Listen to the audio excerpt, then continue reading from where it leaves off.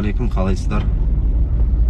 Енді біз баршаларыңызға ассалаумағалейкум, қалайсыздар?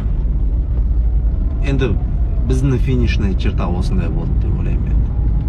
Мұнымен өмір бітпейді, өмір жалғасады.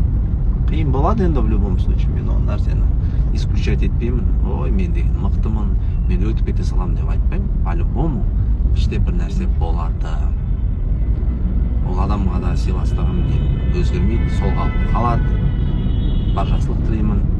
Күрестік, екеуміз де барынтамызды салдық, ниетіміз түзу болды, но осындай үшін. Сондықтан ең бастысы аман болайық. Бас аман болсын. Уақыт, емші, уақыт әр нәрсені өз орнына қояды. Бұйырған кетпейді, қуған жетпейді деп мен әрдайым айтамын, достар. Не судите строго.